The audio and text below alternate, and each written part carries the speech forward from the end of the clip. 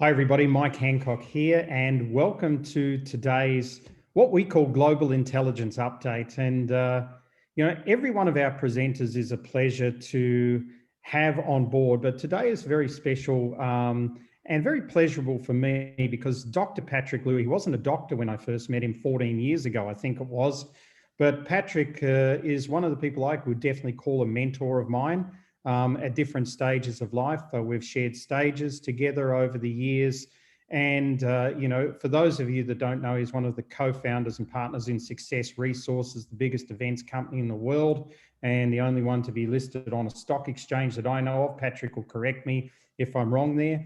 And more importantly, I met Patrick when he was the head of HSR, which was really another one of his babies, which if you call it a baby, it was, as I recall at the time, a real estate agency with 6,000 agents and the most successful real estate agency in Singapore. Patrick is a student, an eternal student. He's a very, very humble man. He's been involved in more business successes, more charities than most people on the planet. And he really, really has a deep wisdom to share. And today he's going to be talking about resilience. So Patrick, without any further ado, really looking forward to what you've got to say today, and welcome to the call. Thank you very much, Mike Hancock, for the really kind introduction. After that introduction, I'm dying to hear myself. Okay, first of all, I want to thank Mike Hancock, Nicola, and all of you for having me on Global Intelligence Update. Now, before I begin, I'd like to share with you a personal life story which changed my life. Imagine with me one evening scene, and that scene will stay in my mind to the last day of my life. Come with me to a living room in a resort in Langkawi, Malaysia. 6 of us were sitting around a table and deep in a discussion. There were looks of despair, fear, and helplessness, three potent emotions that when mixed together would drive anyone down an emotional spiral. Prior to that moment, I had given everybody a summary of our business, strategic, and financial positions. The prognosis was not good. In fact, my conclusion was that we had come to the end of the road. Some years before that, painful evening, we had founded a technology company during what was known as the dot-com boom. Now at that stage, our startup had big dreams, great promises, and you could say staggering achievements too. Within a short period, we had thousands of customers paying us a decent fee.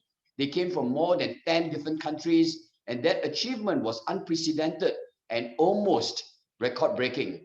Most dot-com companies at that point were providing freebies while chasing for eyeballs. They also never quite expanded beyond their home and beyond their neighboring countries. We were certainly on a roll. It seems like nothing could stop our technological juggernaut. And then came the dot-com bust or the dot-com crash in year 2001. By then, we had many copycats. Meanwhile, there was a wave of disruptive innovations that turned our radical innovation into a normal proposition. We were facing multiple disruptions on many fronts and throughout the value chain. There were no more roads ahead of us.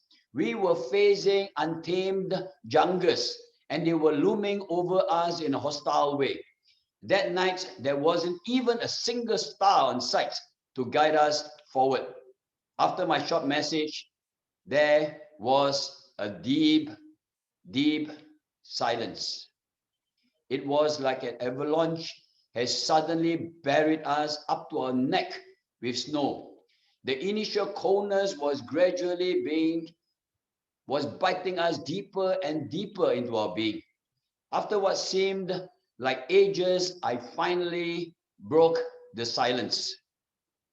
I told everybody we had no other choices. So far, we have invested more than $4 million of our personal money into the company. We can't go on pouring money into a deep, dark, and scary well. Let's just close the company. The proverbial guillotine was released. And in this case, our life was not only taken away in a split of a moment because that company was our baby. It was worse. We felt like that baby was forcibly taken away from us, and the sharp blade had cut right through our hearts, our soul, our mind, and our spirits. After that meeting, you could imagine how all of us had walked out of the door and into the darkness of the night. What was even more painful was that we were gradually being swallowed by the darkness in our spirits. The next few days, I was a tormented soul. I couldn't get my brain to face my heart, or for that matter, any other parts of my being. And shortly after that, my team and I decided to fight back. We believe we have many more fights left inside of us. We decided not to run away from disruptive forces. Instead, we would take them by the horns. We would beat our way through hostile jungles until we can build a bigger and better road to freedom. Long story short, our company went on to recover our losses. We turned the corner. We stopped the bleeding and became one of the most profitable .com companies. Subsequently, we became the 7th fastest growing company in the Asia Pacific region, according to Deloitte and Touche. Looking back, I realized the difference between successful people and those who are not successful is very often one word. And that word is resilience. So what is resilience? Resilience to me is the ability to recover from difficulties, setbacks, or failures and press on to achieve sustainable success. It is one of the hallmarks of leaders and winners in life. What are the critical success factors for resilience? To develop resilience, there are 3 important critical factors. First, choice. Resilient people realize their limitations. Therefore, they choose their battles carefully. These are battles that will make best use of their potential, strength, and resources to achieve optimal results. Second, perseverance. Resilience is not only about bouncing back from a pit or a pitfall in life. It is also about the creativity, ability, agility, and tenacity to persevere until you reach your desired destination. Resilience is not only about having the guts, the grits, and the gumption to do what you want to do.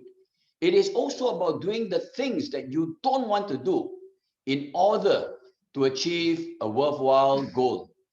Resilience drives you to persevere despite obstacles, adversity, and other challenges along the way. Resilient people don't just ask, what if I fail? They also ask themselves, what if I don't succeed? They don't just ask, is there a way? They also ask, how can I find a better way? They constantly review themselves by asking, for example, how can I develop a better way or pursue a better destination? Am I willing to sacrifice and change who I am for the sake of who I should be? What I do for the sake of what I should do? And what I have for the sake of what I should have to achieve sustainable success. When you press on to develop perseverance, perseverance will help you press on towards success. Third, recovering well. Resilience is not only about recovery, but about how well and how fast you recover from a problem or a setback. What are the principles of resilience? Resilient people adopt 7 principles to help them recover well. First, principle of self. Resilient people know that they may not be able to change a setback, but they can change themselves. Second, principle of strategy. Resilient people know that they may not be able to change a setback, but they can certainly change their responses to the setback. Third, principle of support. Resilient people know that they may not be able to change a setback, but they can certainly seek support to help them tackle the challenge. Fourth, principle of solution. Resilient people know that they may not be able to change a setback, but they can certainly find ways to overcome the setback and other ways to achieve better results. Fifthly, principle of significance. Resilient people know that they may not be able to change a setback, but they can discover meaning, lessons, and purpose in the setback. Sixthly, principle of strength. Resilient people know that they may not be able to change a setback, but they can leverage on the challenge to become a stronger, more resilient, and better person.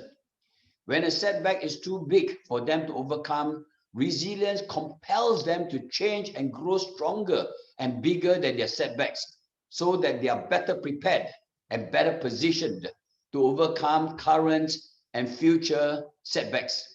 When they press on in pressing on, they will get better in completing the task and finishing the race. Next, principle of shine. Resilient people know that they may not be able to change a setback, but they can certainly learn from the challenge to help them reach out to others who are struggling in life.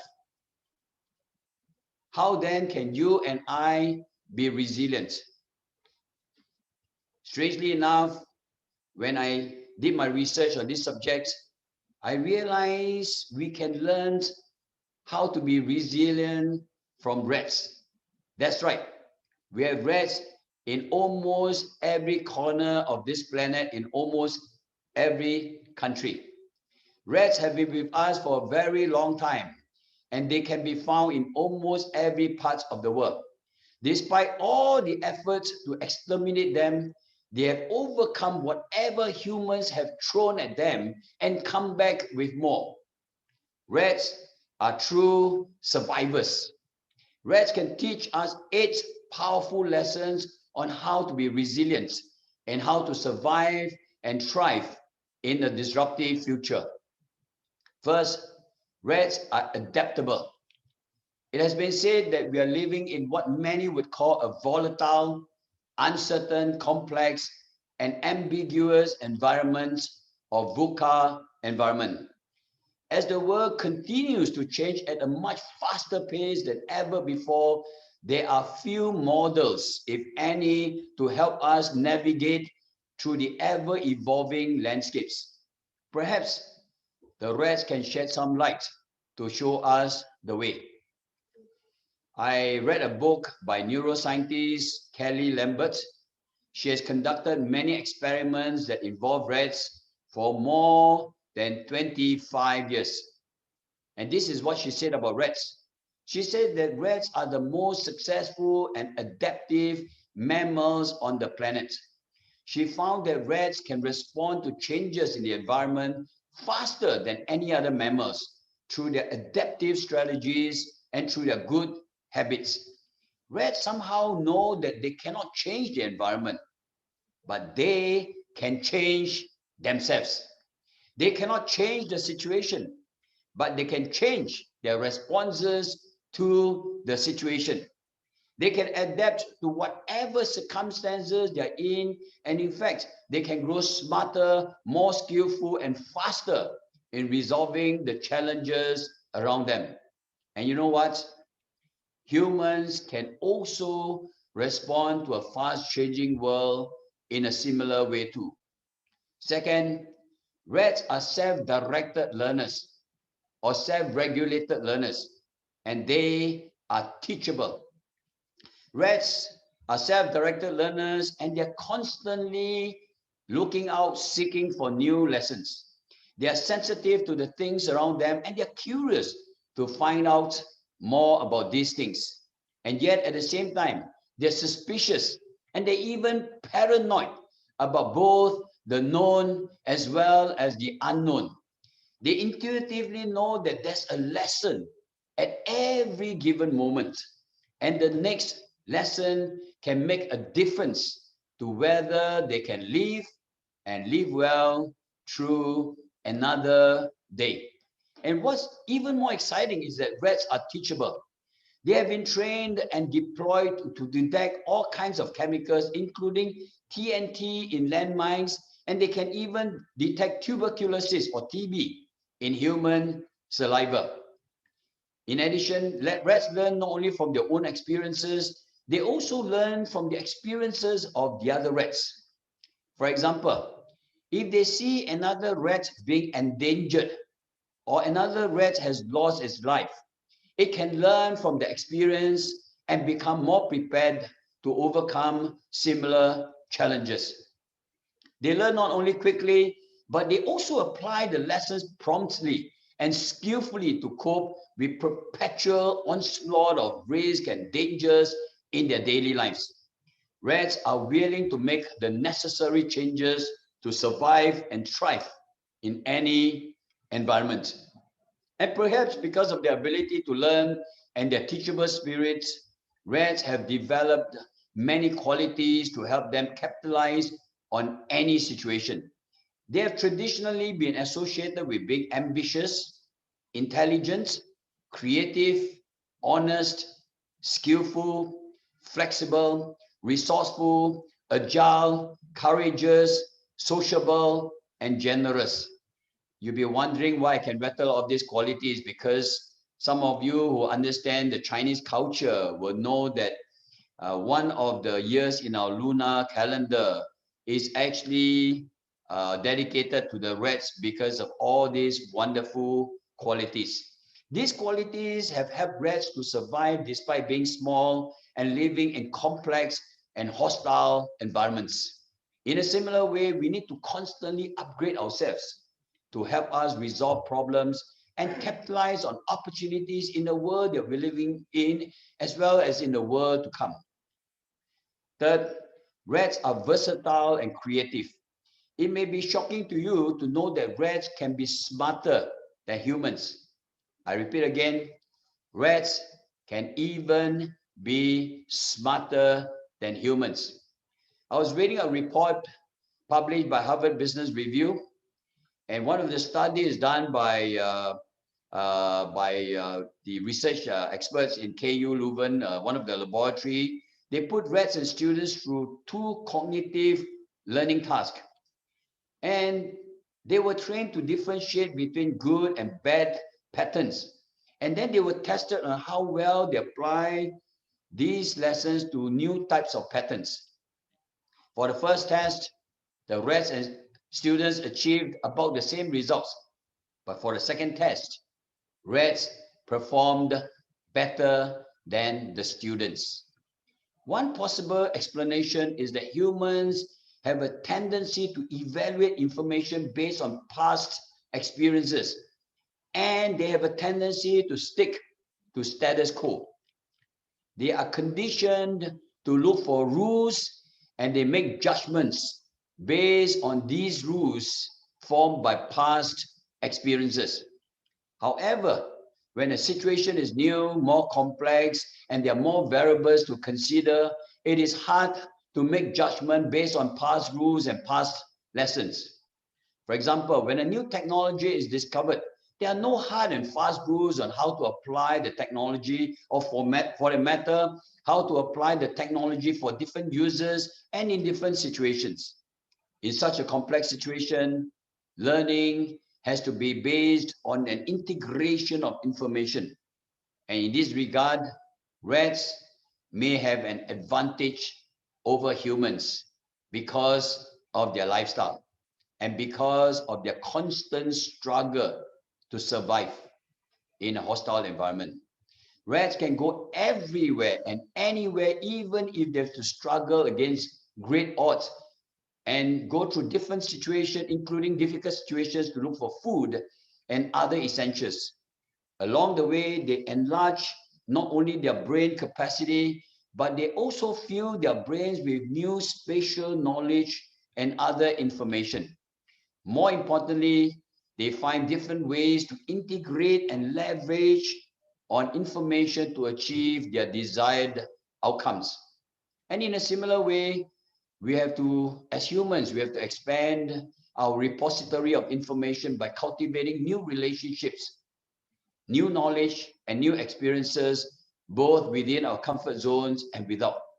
And that's why I'm so excited to be invited in this webinar to know people from all over the world coming together to learn, to share ideas, because that's precisely what we need to do in a world that's not only globalized, that will be increasingly more and more interconnected and interdependent on one another.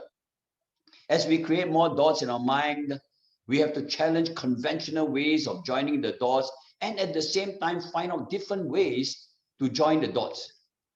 In doing so, I hope we can formulate a clearer picture and a better pathway forward to our destination or to our chosen destination. Fourth, rats demonstrate a resilient spirit. Research has shown that as rats go through different experiences, the capacity of their brains not only starts to improve, but rats are also able to integrate different lessons that they have learned to become more intelligent and more creative. They constantly improve their abilities to thrive, including bouncing back from failures and setbacks. Similarly, studies about the human brain had shown that our cognitive abilities are not set in concrete. A while ago, when I was driving my colleague to our office, I was telling him that our brain is like plasticine. It is malleable. It is neuroplastic. And our skill sets can undergo constant and ongoing changes and improvements.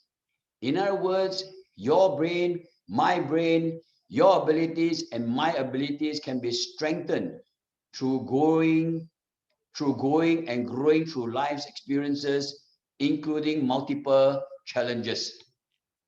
On the other hand, when one's life is in a relaxed routine and sedentary manner, one's neural tissues will shrink and it will weaken one's ability to handle the vicissitudes of life. As we learn from challenges and failures, we can strengthen our capacity, ability, agility, and tenacity to overcome failures and achieve more sustainable successes. Fifth, listen to this carefully. Rats love to work. I repeat again, rats love to work. We have heard of the term called the rat race. It probably refers to domesticated rats running stressfully, continuously on a treadmill and going nowhere.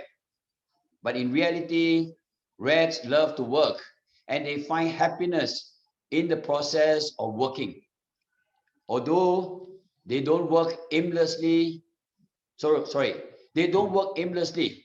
They actually work with a mission, with a critical purpose to escape from dangers, forage for food, look for mates, or find shelters, or many other reasons for their survival and to thrive in whatever environment they're in.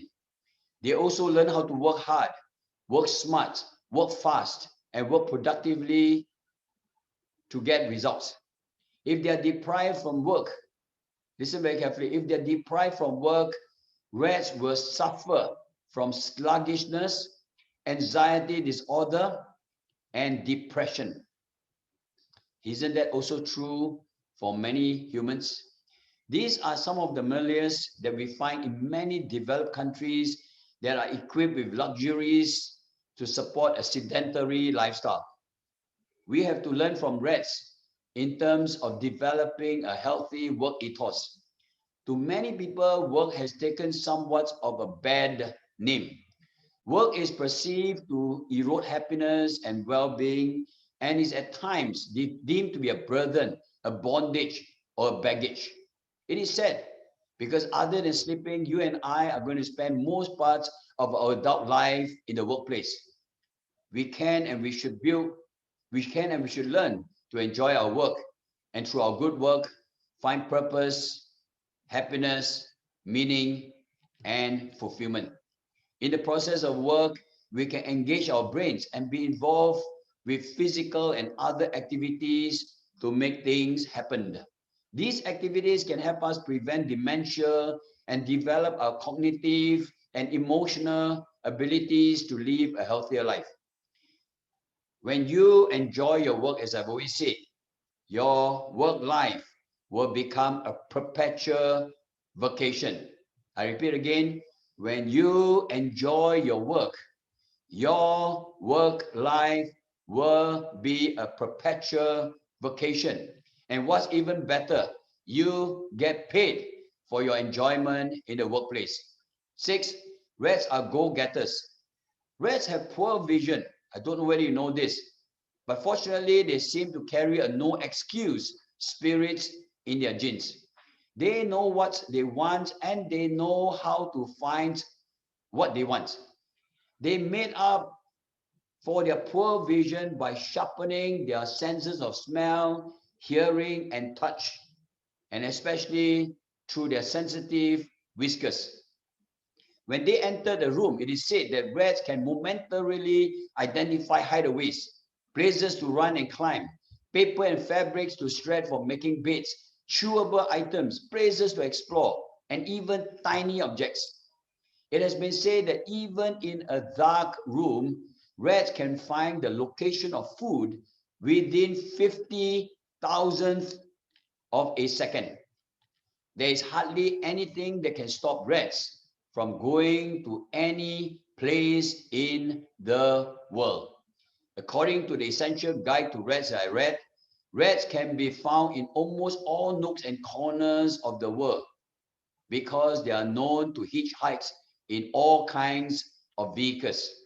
If rats can do it, there is no reason, absolutely no reason, why we as humans cannot dream and make our dreams come true with the support of the resources available to each and every one of us. Rats can hone their what we call the reticular activating system, or RAS for short. They learn to find and focus on desired vision and the pathway to achieve the vision. Now, for those who don't know, just a quick summary, the reticular activating system is a part of the brain's attention center. It is responsible for regulating transition between sleep and wakefulness, including levels of consciousness. In addition, it is also the gatekeeper of thoughts, emotions, and external influences. As a switching center, the RAS processes a constant bombardment of information that's received through all our 5 senses. And it sieves out crucial information. And this information are being transmitted to our conscious mind so as to coordinate integrated responses to external forces or external stimuli. As a result, the RAS plays an important part in activating the right focus, motivation, and action to achieve targeted goals. Besides developing the RAS, the good news is that with advancement of technology and other innovations, there are more highways for you to run further and faster to success. In other words, you can develop the RAS in your brain to succeed in anything that you put your heart and your mind to. 7, rats are empathetic. I read a study by a neurologist by the name of Peggy Mason at the University of Chicago. And she found that rats chose to release other rats in a trap cage instead of going for a piece of chocolate in another cage. Can you imagine this? Another study conducted by researchers in Japan shows that rats opted to abandon a piece of chocolate to save another drowning rat. The results of this study suggest that rats can be affected by emotions of other rats, and they manifest empathetic and altruistic attitude and behavior. Another fascinating study that I read was published in the Journal of eLife. It was shown that rats extend such behaviors even to strangers. Humans, I believe, and I like to believe, have a greater sense of empathy than the altruism that are found in rats. Empathy is one of the most powerful emotions that can influence social learning, communication, and influence. Empathy can help humans to bridge and bond with one another, and it cannot be easily replicated by intelligent machines. I do not believe that technology can replicate or reproduce the empathy that has been created and divinely endowed in each and every one of us. With empathy and intelligent machines helping us, you and I can provide high-tech and high-touch ingredients to win hearts and minds and lead and manage people in a new age. Last but not least, rats, interestingly enough, are sociable and compassionate. Rats are known to be sociable and affectionate. They cherish their friends and they love companionship. What's even interesting is that they possess pro-social behaviors and they look after each other, including the weak, the injured, and sick rats among them. Without friends around them, rats tend to become lonely and even depressed. There was a study done in Lisbon, and the study shows that rats chose to share a pellet of food with another rat instead of having a pellet of food for themselves. In the same study, the rat that was tested would share food 70% of the time, and 14 out of the 15 rats would share the food with other rats. If rats can exhibit selfless, caring, and compassionate spirits, there's absolutely no reason why, as humans, we cannot do much more and do much better for the people and the environments around us. Humans have one of the most powerful forces available to us, and that force is called love. Unfortunately, in the process of a busy lifestyle, you and I probably have barely scratched the surface of love and to tap this awesome and this powerful force. The paradoxical truth is this: the more you and I extend our love to others, the stronger will be our capacity and capability to love them. You and I have more love for ourselves as well as more than enough love to share with others. Love is appealing and even infectious. It can draw others to you and me. At the same time, it can spur you to improve yourself and be a blessing to others. By being loving, you can inspire others to live out and flourish through the power of love.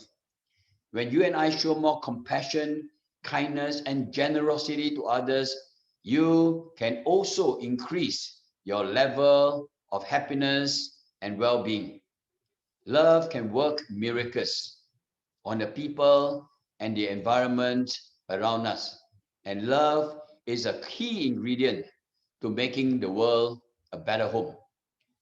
I hope as you continue your journey in life, just like the best of rats, may you continue to learn and develop the requisite discipline, skills, and systems to capitalize on the fast-changing environment. Work hard to leverage on the best of technologies and other resources to create a positive impact on the world around you.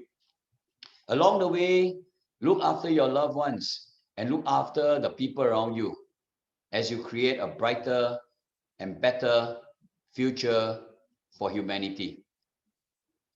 Let me conclude by saying this: resilient people believe that success belongs to those who never give up.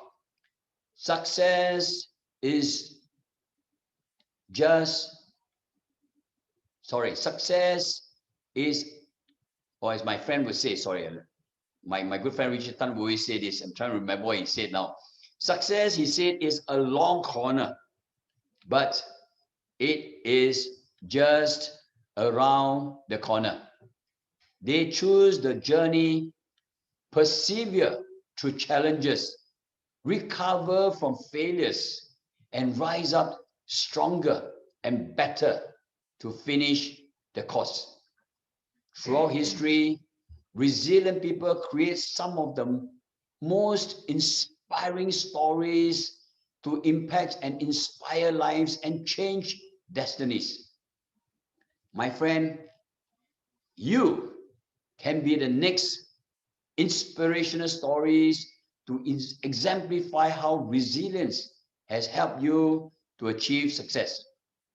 And in doing so, I hope you will motivate many others to achieve their own successes. Thank you for listening to my webinar. I'm ready to answer any questions if you have. Thank you. Patrick, thank you so much. And maybe if you could just stop the screen share in a second. Everybody grab a screenshot of that if you want to connect with Patrick before we move on, and just make sure you've got that so you can connect with him in the various ways on Facebook or on his YouTube channel as well. So Patrick, I've got a couple of just questions. Just to clarify, my YouTube channel is strictly educational, and also be my Facebook friend, because I'm at a stage in my life where if I can inspire one more person today, I am a more fulfilled person. So I make it a point to post an educational article every day. So every day I'll write an educational article, first to educate myself, and then hopefully it will impact other people. I don't advertise any products and services. So please join me so that we can walk on this journey of life together. Thank you. Yes, very good. And actually, some of your posts that I've read over the last year are just fantastic. So I'd recommend everybody goes there. I'm interested, Patrick, in, I loved a lot of the rat stuff. I mean, it was really phenomenal to look at that as the icon for resilience. And I have to say, I hadn't thought of that before, but when I heard you do that analogy there between the rat initially, I couldn't help but think, and correct me if I'm wrong, that 2020 was the year of the metal rat. So that's from right. A Chinese perspective. So it's fascinating that we were faced with all this COVID stuff where we had to become resilient in the year of the metal rat. Do you have any comment about that? And then secondly, I just want to follow that up by saying, what have you seen? Because I know you talk to lots of people all around the world. What have you seen that have been sort of the 1, 2, or 3 things that have lifted people out of the mindset of doom and gloom and got them back into being really resourceful again at the moment? Thank you very much. That's a very, very good question. First of all, I must clarify, I don't subscribe to the Chinese zodiac. But interestingly enough, like you say, the year of the year that the pandemic started was known as the year of the rats. And I like to see the good in everything. I think probably, the year 2020 until right now probably is a wake-up call for all of us to remember that, we have many values that we have somehow lost as we journey on life. I always say that we pursue what we call the 5 Ps. We pursue for profits, we pursue for pleasure, we pursue for position, we pursue power, we pursue prestige and privileges. But finally, at the end of our life, there are many more things that are even more important. So probably the year of the rat is to remind us that we have a lot to learn from rats, especially my last 2 points where I mentioned rats take care of each other, rats are sociable, rats build relationship, and rats have learned how to survive and thrive in the worst possible situations. And in the same way, probably the pandemic is also a wake-up call to tell us we have to prepare for even more challenges ahead of us. For example, one of the biggest challenges is climate change. And I believe that climate change cannot be tackled by governments, universities, researchers, charity organizations. If climate change can be resolved, it has to be resolved by each and every one of us. we must come together, for example, to patronize companies that are contributing to enhancing the environment, protecting the environment. We must not patronize companies that are deteriorating the environment. I think there are many things that we can do together. So when I look at the whole pandemic, I actually wrote a letter. Maybe I can get my colleague to find a letter. I actually wrote a letter to COVID-19 towards the end of year 2020, because in my country on April the 4th, my Prime Minister announced that all of us have to stay at home. So we had a temporary lockdown. Now, you can imagine, like many of us, who went through your first lockdown, my heart sank to the ground, because I'm not a technology company. To ask me to stay at home, to tell my colleagues to stay at home, you are virtually telling me to close down my company. But long story short, at the end of 2020, we finished the year getting even better results than we can ever imagine. We now have more customers, more paying customers in more countries than we have ever done since the beginning of time. So I wrote a letter to dear COVID-19. I won't just read a few sentences to you with regard to your second part of your question as to what are some of the things that you and I can do. So I started this letter by saying, dear COVID-19, you have caused angst, anxiety, and anger in many parts of the world. However, we don't see you as just a challenge, but also as an opportunity. So I went on to explain, as I've shared in this webinar, how you and I can always respond to changes. And in my second paragraph, I mentioned that, strange but true, it took a COVID-19 to further enlighten us about the potential and possibilities of the human spirits. We have seen many people suffer through the pandemic, but I've also seen heroic examples of stories of not just individuals, of teams, of groups, of organizations and enterprises that have risen up as a result of this pandemic. And I mentioned in the third paragraph, we have tried to divide and destabilize us, but we have learned how to collaborate and co-create solutions. If nothing else, I hope we begin to understand we are not of different races, different religion, different creed, custom, communities or culture. Finally, we are part of the human race. If anything else, the COVID-19 pandemic should remind us, unless and until you and I come together, put our hands together, we will never have a better future. We may even zoom ahead to our final destruction. I wrote in my fourth paragraph, you have made us dwell on our internal world, but we leverage on our external world to network with partners to enhance contribution, advantage, and growth. So in my fourth paragraph, I mentioned many things that you and I can do. And I close this letter by saying, watch out COVID-19, we are ever ready. So I tell my friends, whatever you cannot change, you have to change yourself.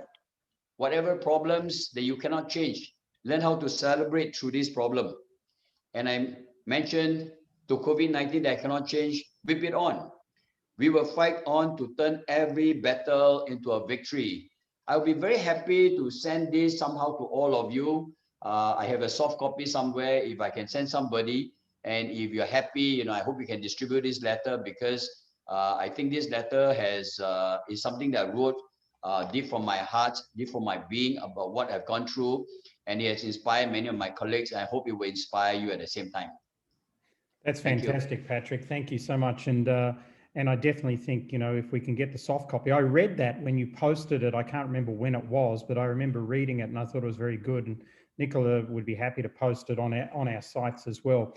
I want to go back to 20 years ago, right? So where your story started and the tech company. And I didn't know you then. As I said, I think I met you for the first time in about 2007. So that was a long time after that. And then you moved from that, and you and Richard came up with the concept of Success Resources, which, as I said, became, the biggest and best events company on the planet, and, ran events around the world. I think, I remember talking to either you or Richard. I can't remember which one it was. You're running events in China with over 10,000 people, America, in the high thousands. And then you went also into your real estate business as well and had literally thousands of agents. So from somebody who was really facing such drama 20 years ago, you were able to turn that into amazing success. In somebody, with all the people on this call, Patrick, are entrepreneurs. So some of them probably don't ever feel that they can get to the levels of success that you've had. So, if you go back to those early days, what do you think were the steps, or looking back, what do you think were the key elements that you used? And you've got a very strong mind, I know, to really move things forward and to be able to take it from being a good sized business of, a few staff into actually a huge business. What was that mindset, all those steps? Thank you very much for the question. First of all, let me explain to you why I want to be an entrepreneur. I believe if the world is going to be changed, the world has to be changed by the fourth key, or there must be a fourth key that must come to the table. The first key is the government, but government's hands are tied. They can't change the world on their own. The second key belongs to universities, but universities and Institute of Higher Learnings are predominantly focused on cultivating knowledge. The third key are charity organizations. They have been around for hundreds of years, but they may not necessarily have the talents, the resources, the system, and other resources to change the world. I believe if the world is going to be changed, we need the fourth key. We need all of us in the private sector to put in the key before the world can be changed. So to me, being an entrepreneur is not just about making money. It's not about just a financial bottom line, as they say. It is also about a social bottom line, the environmental bottom line, and as well as the spiritual bottom line to serve a higher calling and fulfill a worthwhile cause. So many years ago, I coined a formula. I was inspired by Albert Einstein, one of the most brilliant men in the last century. He invented a theory called the law of relativity, E equals to mc squared. I call my formula for success E equals to mc to the power of 4. E is for excellence. At the end of the day, we start with an internal journey before we can pursue an external journey. The battle for success must start from inside before you bring it outside to the real world. So you must have the spirit to want to pursue excellence. And I always tell my friends this: anything that's worth doing is worth doing with excellence and with passion and excellence. Anything worth doing is worth doing with passion and excellence. M is for mission. You have to start with a mission, and that mission must be about higher calling and a worthwhile cause, as I mentioned to you, why I wanted to be an entrepreneur. And then we need the synergy of the 4 C's. The first C is commitment. If you're not committed to do something, you can never achieve success in that thing. And then the second C has to do with your character. As Warren Buffett said, if you hire somebody, if the person's character is wrong, nothing will ever be right.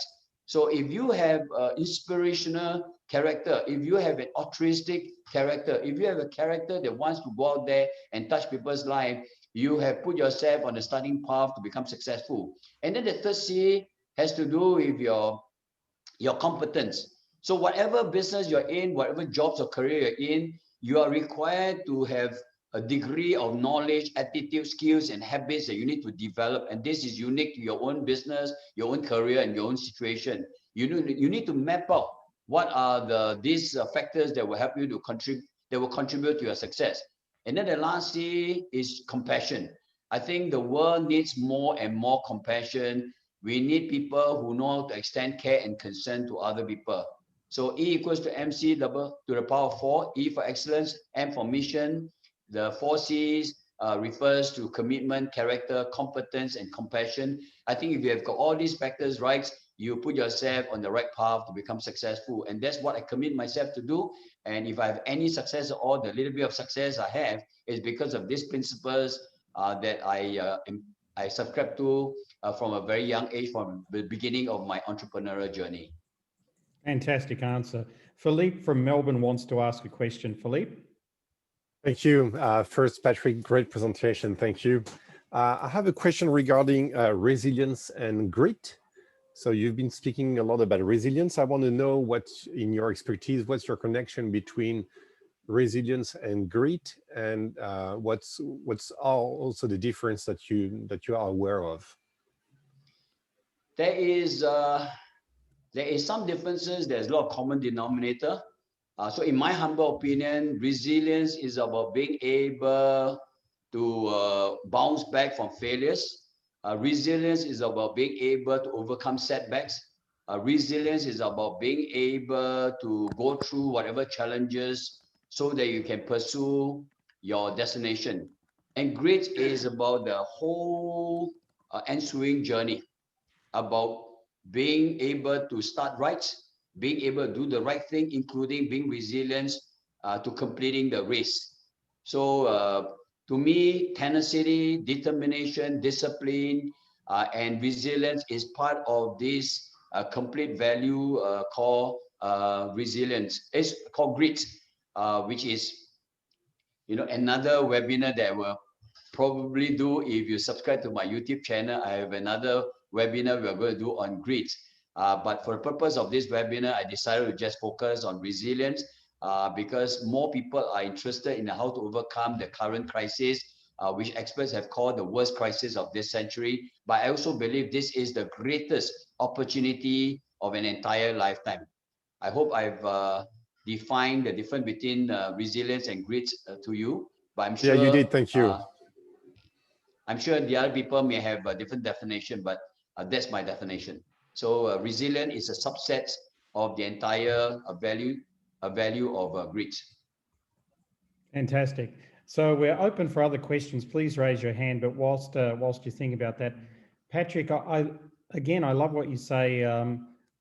Ever since I was in my 20s, I wrote in my diary, in the front page, always turn a problem into an opportunity. And I think, so many people, when they face a problem, and the bigger your business gets, the bigger the problems get. If you look at Warren Buffett or, Richard Branson or Elon Musk or any, huge global names of entrepreneurs, their problems are manifested tenfold, but they really do become opportunities. Do you have a process that you use to, when you get a problem in business, to look at it from a different viewpoint so that you can find the opportunity in it? How do you view a problem? To me, problem and opportunities are two sides of the coin. You may not be able to change the problem, but you can change yourself. You may not be able to change the situation, but you can rise up above the situation. You cannot change your circumstances, but you can find ways and means to not only resolve the circumstances, but to go around the circumstances. If nothing else, you can learn from this setback, this failure, this situation, and all these situations and circumstances to become a stronger, more resilient, and better person. One of the things that I get my students to do, and some of you may be interested to do this, and I'm sure you have done something like this, is to take a piece of a blank paper and plot the high point and the low point in your life. Plot the moments when you are very, very successful and when you feel badly, the times when you are very, very happy, and the times when you are very, very sad. After you have plotted your life cycle, and if I ask you, at which point in your life do you learn the most? At which point in your life do you find yourself changing in the best possible way? At which point in your life you have become a much better and stronger person? And chances are most people would come to this realization. It is those times when they have gone through a problem, they have faced a setback, they have gone through a failure. That's the time when they go through their major transformation to become a better person. So when I was a young man in Sunday school class, I always remember my Sunday school teacher tell me, he quoted from this verse in the Bible from James chapter 1 verse 2. He says, count it all joy when you fall into diverse temptation. That's the archaic English. What in essence it means is this: whenever there is problem, celebrate, be happy, be joyful. And at a point in time, I was thinking, hey, how can it be? I'm going through problem. Why should I celebrate? Why should I be happy? Why should I be joyful? At that point in time, I only probably understand in theory how this works, how it will shape and influence me. But now at 64 years old, after going through my fair share of problem, challenges, setbacks, and failures, I realized truly these are the things that make you a better person. These are things that can also make you a worse person. And so that's the reason why I say, failures, setbacks, problems, and opportunities are two sides of a coin. If you see failure, setback, and challenges as a problem, then you will not see the opportunity. but if you can see the opportunity and you can see the outcomes, the outputs and impacts that can make you a better person, you'll find ways to overcome these challenges and put yourself on the right track to reach your desired destination. I hope I've answered your question. Thank you. You definitely have. We've got time for one last question. Thanks, Patrick. We could keep talking all day. This is from Diane from Cape Town, and she works with small to medium-sized business owners. She raises a lot of money for them. She says, listening to your major successes, what practical opportunity do you see currently that business owners are not jumping at? I think there are some things that should change, and there are some things that should not change. Instead of talking about something in the distant future, let me suggest a few things I think we should change. First of all, is leadership transformation. I believe that all great organization depends on great leaders and great teamwork. And if you look at how every country, every enterprise, every organization has responded to the pandemic, and inevitably you will come to realize the countries, the communities, the enterprises and the organization and teams that have done very, very well.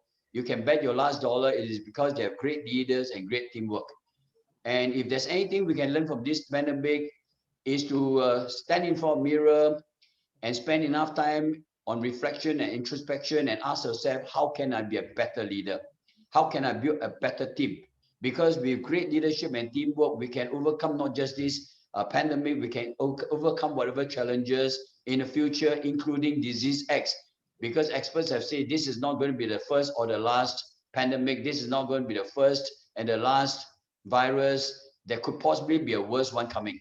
Secondly, has to do with human capital transformation. So leadership transformation, human capital transformation. How do we look after the people around us? And the question that I think we have always asked ourselves is this: do you love people, use things, or do you love things, use people? I repeat again, do you love things, use people, or do you love people, use things? I think we all have got our value system wrong. You know, let me give you an example. You know, many years ago, I had this defined appointment, you know, to go out there and love people. And so in my country, I'm an evangelist of love. I have a case study in the university where I transform my company's business model, you know, into a love-based business model. And I tell myself this, you know, as a leader, you don't have a heart to love and serve your people. You don't deserve and qualify to be a leader. I repeat again, as a leader, if you don't have a heart to love and serve your people, you don't deserve and qualify to be a leader. So the next piece of the equation that you and I need to handle is this: how do you transform the human capital in your organization, starting with you, starting with how you love and serve your people? The third transformation that's necessary is your business model transformation. We have heard this again and again. It's almost like a cliche right now. Whatever worked in the past will not work in the future. Whatever have helped you to achieve success until today may not help you to achieve success in the future. If you keep doing the same thing as they say, you will get the same results. If you walk along the same road, you will always reach the same destination. If anything else, this pandemic can teach us is that we need to now ask ourselves, not what business we're in, but what business should we really be in? What should we really do to capitalize on this fast changing landscape? And the question you and I have to ask ourselves is this: what are tomorrow's problems we need to start resolving from today? What are tomorrow's opportunities that you and I should start capitalizing upon from today? So in other words, we need to now go back to the drawing board. Nothing is sacred, you know, and ask ourselves, what business should I be in? What job should I be in? What career should I develop so that in the post-COVID-19 world, we will be able to survive and thrive in a much better world, and more importantly, to serve a higher calling and serve a worthier cause. The fourth piece of the equation is technological transformation. We all know this. It is technology that's driving the fourth industrial revolution. It is technology that's going to disrupt most of our job, career, and businesses. It is technology that's shaping and influencing the landscapes of the future. The question is this: what are you doing about technology? How much are you putting yourself to learn new technology? And not just learning new technology, but to keep yourself updated about changes in technology. How effective and efficient are you in implementing technological tools to help you to become more efficient, more effective, more efficacious? How are you using technology to shape your future? So these are the 4 major tectonic plates that I think you and I will have to contend with, you know, if you are going to survive and thrive in a new economy. Leadership transformation, human capital transformation, business model transformation, and technological transformation. I think if we can get 4 of these tectonic plates right, I think we will have a brighter future in the future. And together, we can make this world a much better place for all of us. And I look forward to seeing this pandemic come to an end. I look at all the countries of all the people represented here. These are the countries that I love. I have spent great time in Australia, in Africa, in many of the countries that are represented here. So I look forward to one day meeting you face to face. I'm an old man. I'm not quite used. You can tell by now, I still am not used to doing webinar where I cannot touch and feel a human. So I look forward to seeing all of you face to face. And then together we can learn, improve, and get better results and achieve greater good. Thank you. Dr. Patrick Liew, in typical style, finishes his talk with much humility, and there he sits at age 64, and he hasn't got a grey hair on his head, and his head's full of hair. So you have got a lucky streak, my friend. You're getting lots of claps from everybody out there. Personally, I want to thank you so much for being on the call today. The insights were brilliant as usual, and I think everybody will know that, and people will go back and watch the recording as well. So we've got love hearts coming up from people. So obviously very well thought of, Patrick. Patrick, thanks so much. We really appreciate you, and we'll see everybody later. Thank you so much. Thank you. I love you, everybody. Thanks, Patrick. Great job. Bye. Thank you. Thanks, Patrick.